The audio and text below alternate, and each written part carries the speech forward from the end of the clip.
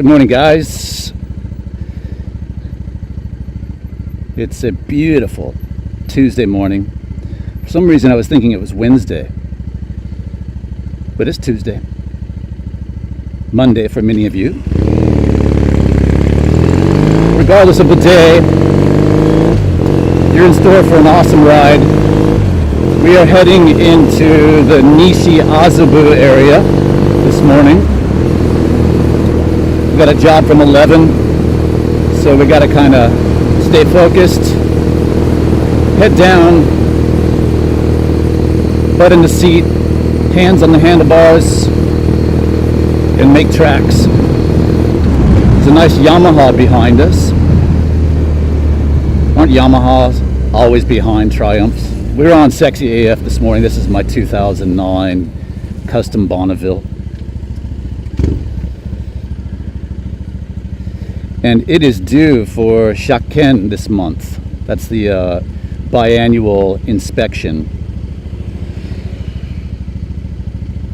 And those guys are so persnickety.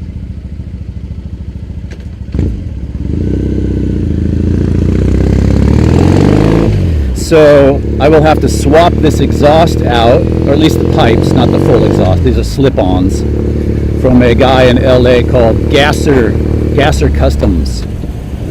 Really throaty, beautiful sounding pipes. But there's no way we would pass the inspection if I left these on. So I have to swap out the originals. And it's not a big deal. It takes about 20 minutes or so, less than a half hour to take these off and put the other ones on. And then my guy will come pick up the bike. There's our R3 next to us.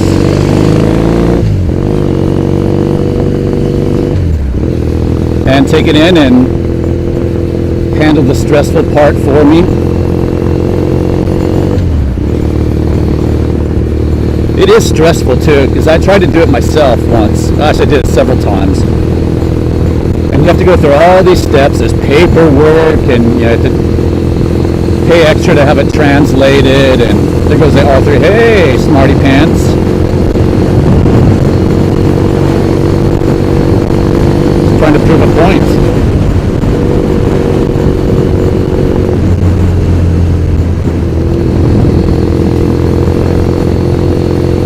But yeah, they're really persnickety. You have to have the headlights adjusted perfectly. There's like a robot that comes down and it checks the brightness of your headlights. But the weird thing is, you have to have your brights on. So they're checking the beam from the bright setting. That's just weird. I don't know why, because nobody rides with their brights on, generally. But that's what you do, and then you get a red signal or a green signal, depending on if you fail or pass. And you're just like praying, please God, pass, and then the red light comes on. It's like, shh. So you got to go and fiddle with the headlights. There's usually like a garage nearby where these guys have the same equipment as the test center, and they adjust it accordingly, get it all calibrated in, and you go back to the test center, check it again. It's like, oh man, it's such a hassle and stressful. So I have a guy do it for me. One time there was a guy that came over and assisted me. He was from a motorcycle shop. So customers, when you buy a motorcycle, the shop will handle the shotgun testing for you.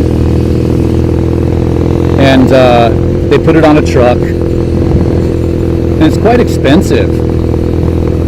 It turns out to it's more than $500 for them to do it on your behalf. Hence why I was doing it myself. Don't come over here, taxi man. You stay there too, Mr. Trucker. All right, thank you. So this one guy could see I was getting really frustrated, and he came over, and when the robot was kind of locking in on my lights, he comes over and he could see I was failing, and he comes over and he pushes down on the front of the bike and holds it there, And then we pass. And I was like, woohoo! Thank you, Jesus.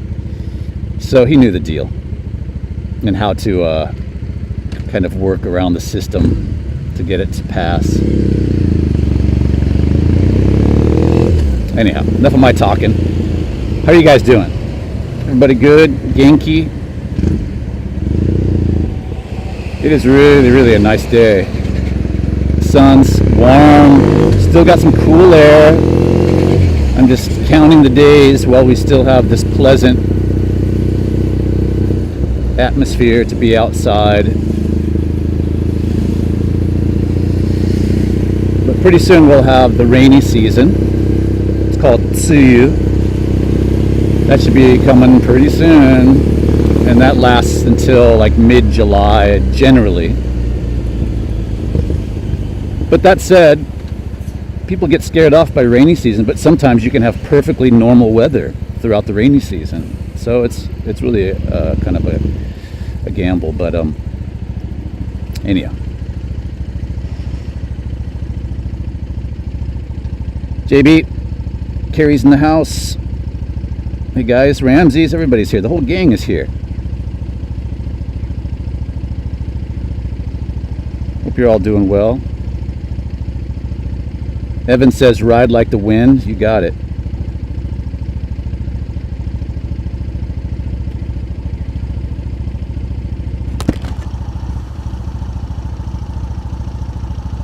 Rob says they're enjoying my daily commute. Thank you very much.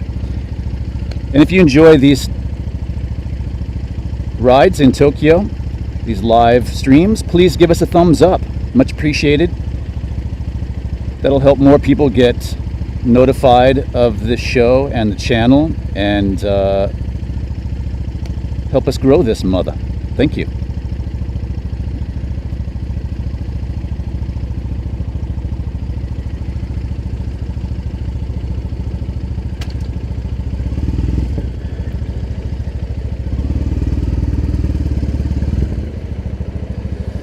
All right, we're about ready to go here. Hey. So we're just passing through Suidobashi. That's the Sobu line you see passing over in front of us.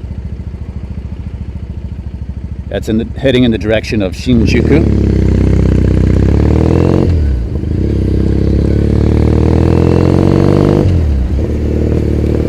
And we will be rolling into Jimbocha pretty soon here. I haven't quite figured out our route into Nishi Azabu. I think what we'll do is head over, head down to Gaien Mai. I think that's what we're going to do. We'll go down through Gaien Mai, past Akasaka Mitsuke,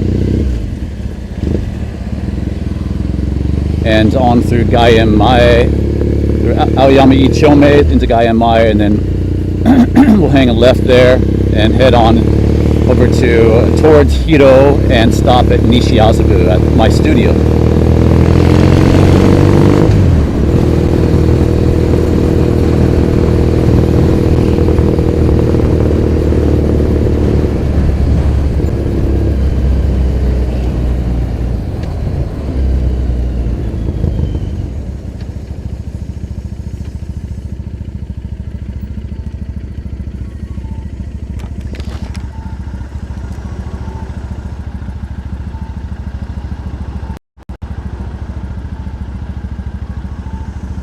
Guys,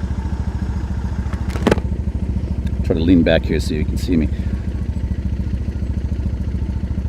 We're right now at the intersection of Jimbocho,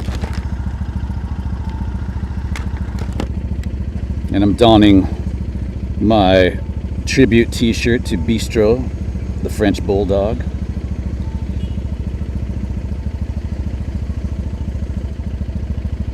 Awesome weekend this past weekend. As I mentioned in the last stream, I was heading to Fuji Speedway for a vintage motorcycle race, and it was awesome. So jazzed to be there. It's the first time going to one of those. It's called the Clubman Race. What is it called? Road Race Series, I think. Clubman Road Race Series, and they have them 3 times a year. And they're amateur racers. Some are retired pros, but for the most part, amateur racers. And they bring their old. So there's many classifications. There's super bikes. There's actually racing sidecars, and then there's vintage bikes. Many different classifications. There was old Harleys and Indians, and some had to be pre-1950, some were pre-1972. There was a heavyweight classification.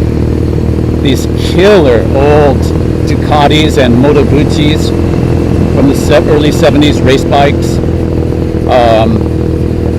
and some really old stuff like early 40s Harleys, flathead Harleys, and my guy from British Beat was riding a Norton Manx, and he rode like a Manx. I didn't ask him his age, but he's in his 70s for sure. I would say upper 70s, Suzuki-san. And that old boy was just rocking the track on this 62 single Norton Manx.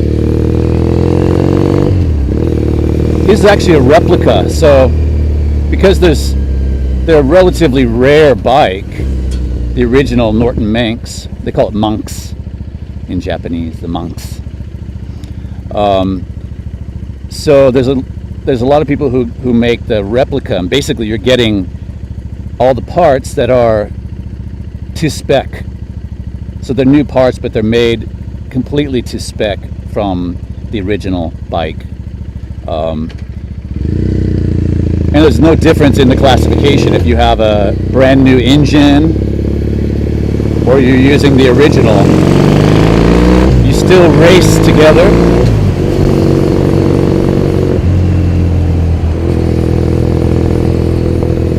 And it was just incredible, man. Some of the super bikes just ripping through there. Fuji Speedway has the longest straightaway in Japan. It's like 1.4 kilometers.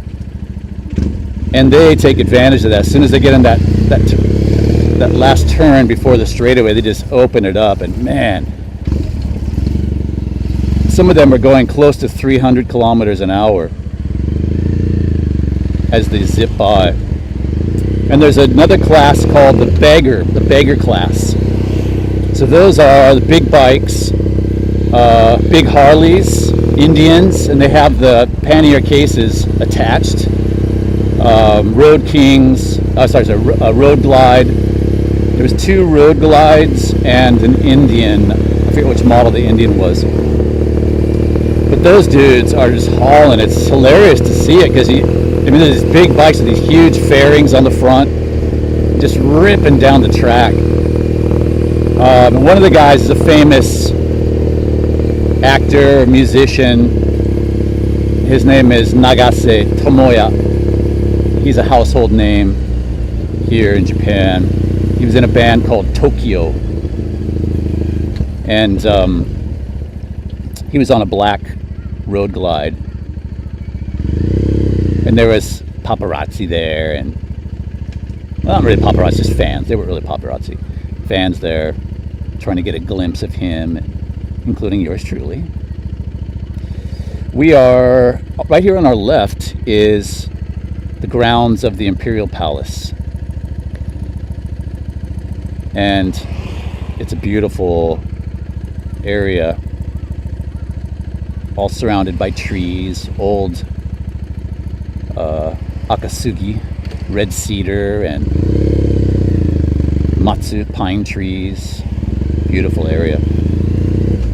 Chidori Gafuji is the area we're actually going through, and right over here on our left is and I think it's about time to talk about my all-time favorite YouTube video, No, it's not the Peter Von Gom Japan Tokyo Motorcycle Show video that's out right now, by the way. I think we're getting close to 800,000 views. It is the viral video from several years ago where the foreigner, I got to do some research and find out who this guy was, but he's a bald, I heard he was German. This bald dude, he was zipped up on something. I don't know if he was drunk or on drugs or whatever, but he was buck naked and he was jumping into this moat here, and the police were chasing after him. There's like news cameras filming him, and he's picking up these huge boulders and kind of threatening the police with the boulders, and it's a Keystone Cops moment. You absolutely have to, after this live stream, you got to look it up. Just do a search for naked foreigner Japan or something like that, and you'll find it.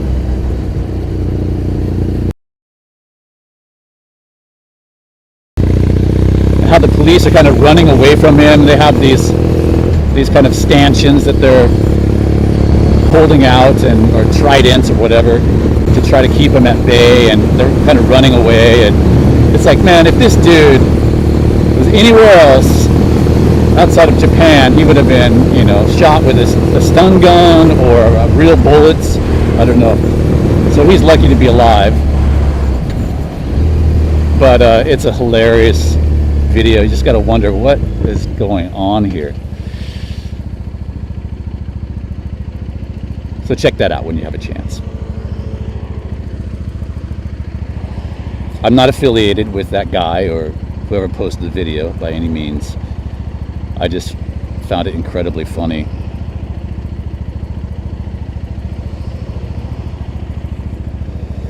All right, 10:07. So we gotta make tracks.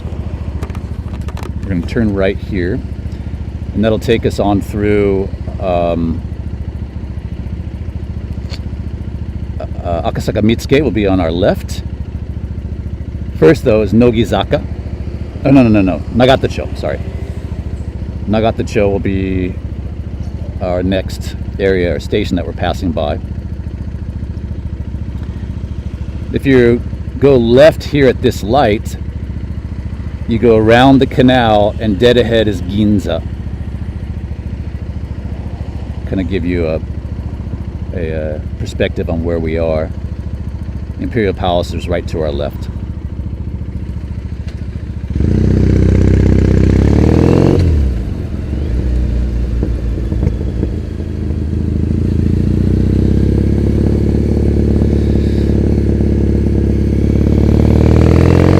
And if you're staying near Akasaka Mitsuke, there's a great little donut shop right over here on the right at Nagatacho called Hocus Pocus. We want to pass.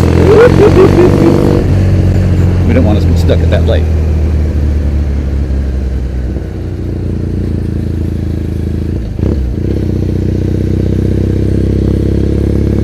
Yeah, just off to the right here is Nagatacho.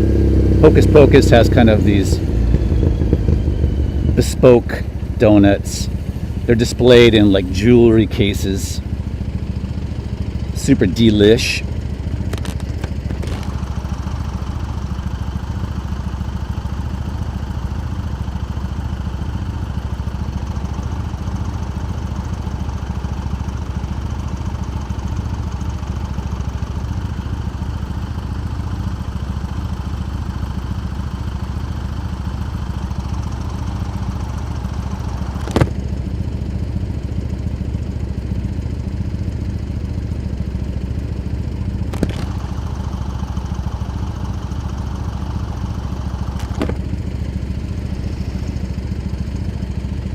If you're just joining, we are on Sexy AF, and we are heading into Nishi Azabu this morning. In front of us, we got the world's finest lobster, Ebisho.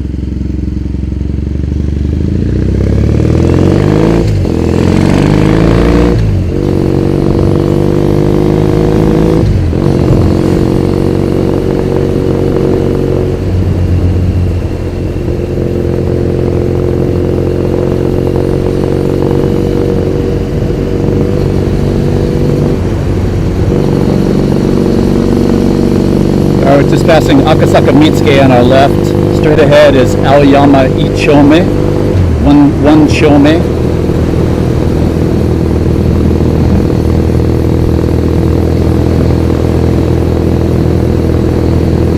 So yeah, back to the Clubman Road Race.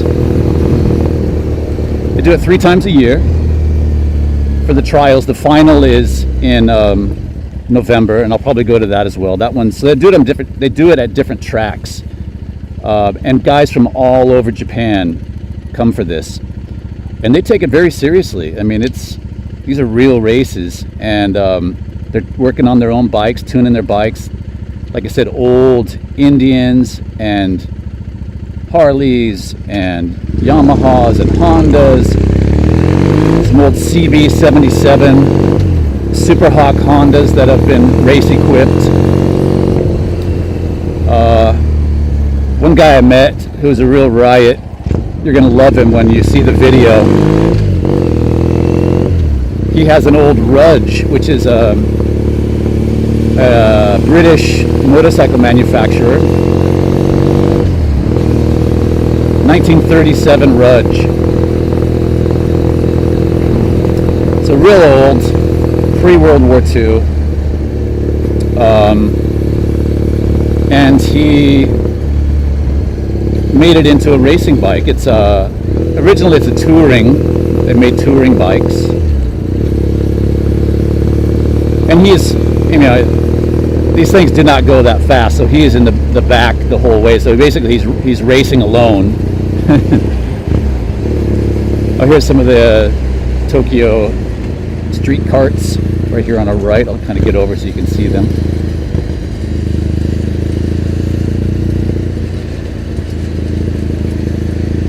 Right on our right, the street carts. Kind of get behind them here a bit. Mario. The other day, one of these guys crashed with a taxi, so we'll see how that affects the regulations of these things. I'm going to try not to crash with him. Oh, there's some more right here on the right. There's 2 groups. Wow. I think that guy had 6 or 7. So there's a lot of competition. A few different outfits that are running these tours now.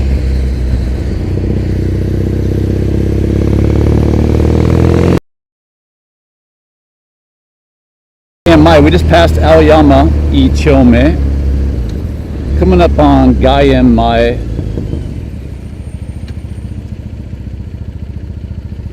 We'll be turning left pretty soon.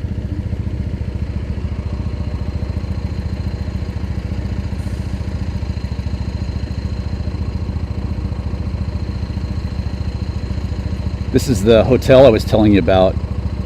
It has the best rooftop bar. I can see it. This right, where's my finger? Okay, right there. That building right there is where you want to go for the best rooftop bar restaurant in Tokyo at night time. Lunchtime, I'm sure it's open too, but it's in the hotel, Aoyama Grand Hotel, I think it's called.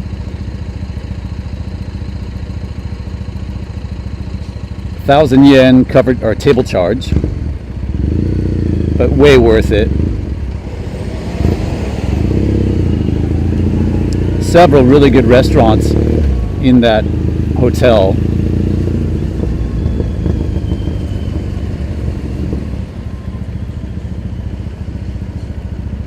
And right across the street we'll be going by this French restaurant that I recommend if you're into quiche. You know, when you come to Japan, you of course want to dig into all the great Japanese food, and it's endless. But it's also nice to get some other cuisine, international cuisine. Yeah, Aoyama Grand Hotel is the name of it. Right here on the left is Citron. We're just passing it right now.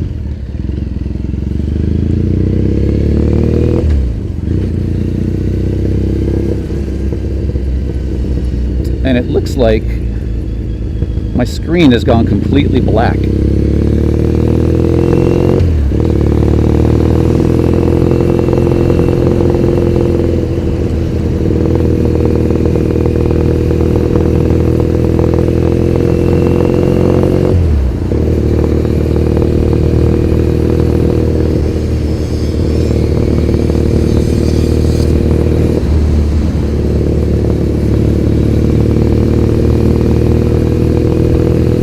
Yes, Citron has really good quiche. Really good quiche. What was that whole thing back in the 80s, I think, in America? There was some sort of buzzword, real men don't eat quiche. What was the origin of that? And was it true? Anybody know about that? Let us know. This is a great little road right here. Right on the left is Aoyama Cemetery, Aoyama Bochi, which is quite a nice place to walk through, especially during Hanami. Some of the best cherry blossoms are there in Aoyama Cemetery. We're coming up on Nishi Azabu now. And we are not far from our destination this morning.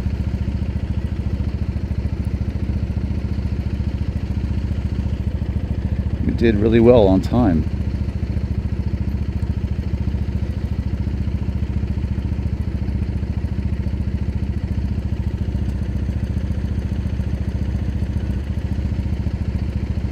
Up here on the corner is Gonpachi.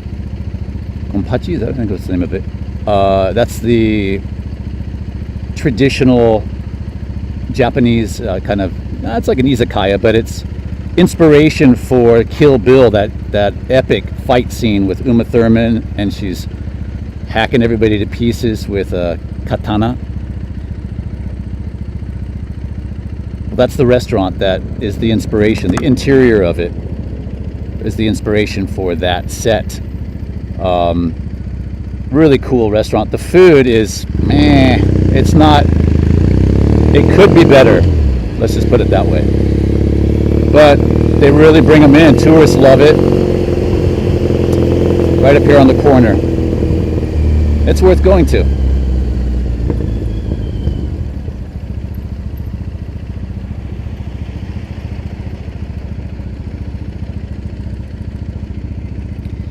Kind of you can see it right there on the left.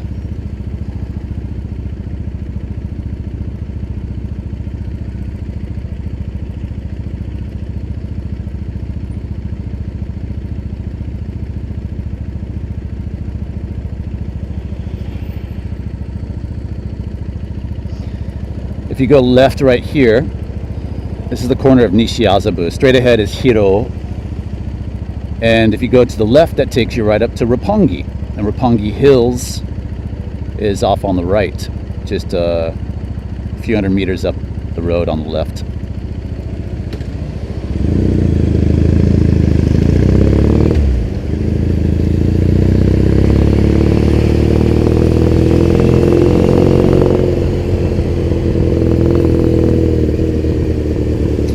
And we are going to be turning left up here, just past the gas station.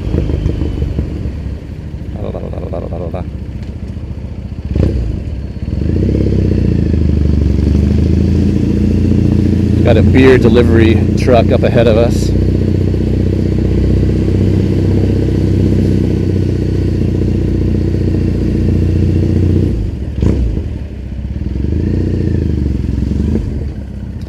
And my studio is, hang on a second.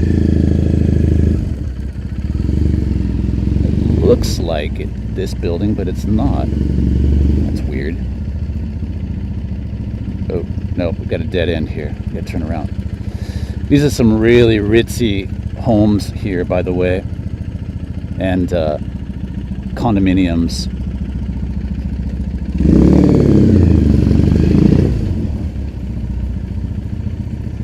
Big money.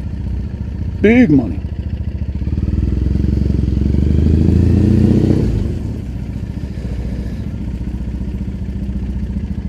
Now, I'm just kind of following my nose. Obviously, it's not working, but I believe it's down one of these streets here. Might be this one right here, actually. It is. All right, guys, we made it. We're at McRae Studios today.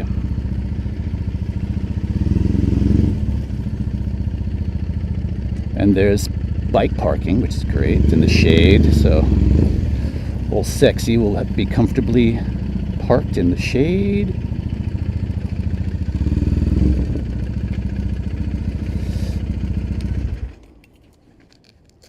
We made it, guys. Thank you for coming along.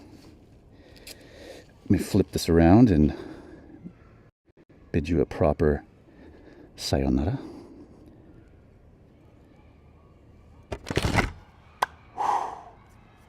Thanks for coming along, guys. And as always, much appreciated of you following along and joining me for these live streams on the bike. We'll continue doing it. And as I said, I'm working on editing a couple videos right now. The one I'm doing now is the Blue Sky Heaven, the Harley rally that was a couple weekends ago. So look for that coming up pretty soon. I'm then going to do this Clubman road race that I shot the day before yesterday. So, and then lots of other stuff going on. So, thanks. Give us a thumbs up. Please subscribe to the channel if you are into this kind of content. And thanks always. Ciao for now. Catch you guys again very soon. Take care.